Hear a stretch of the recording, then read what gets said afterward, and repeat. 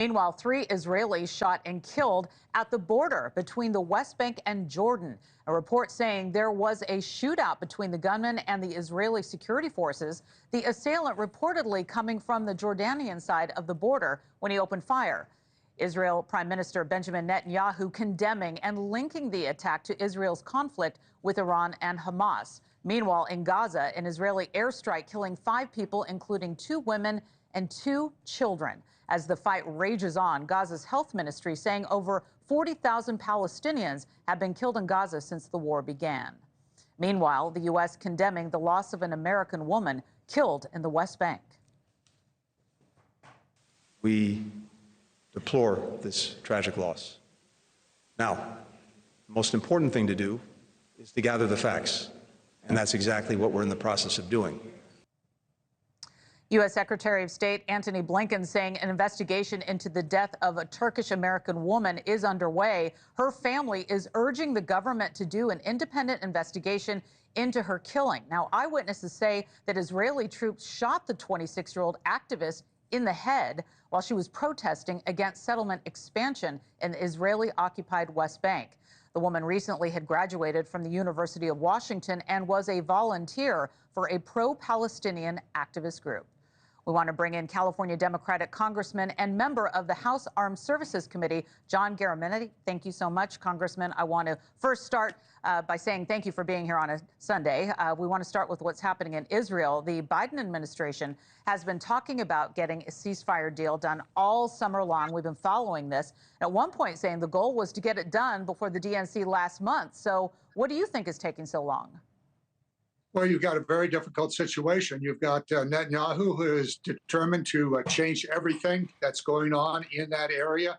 And you also have Hamas and Iran. It's a very, very complex situation and a very deadly situation, as you just described. People being, 40,000 killed in the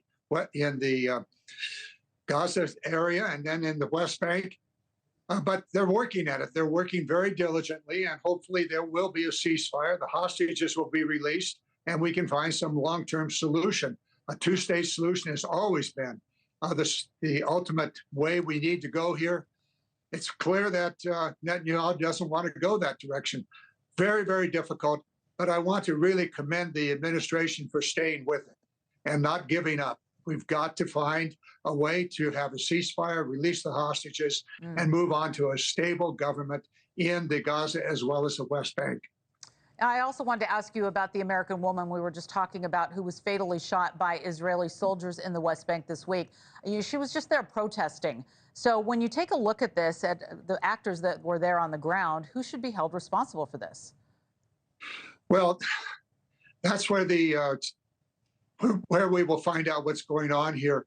Clearly, the Israeli police and military have been very aggressive in their attempt to shut down activities in the West Bank, and that has led to multiple deaths.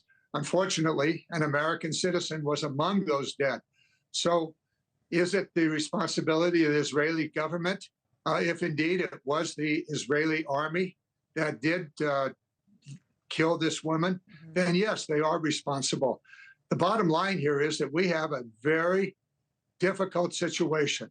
Iran plays into this in a very direct way by supporting Hamas and then also in the Lebanon area. So we have to stay at it. And we would expect this to continue for a while.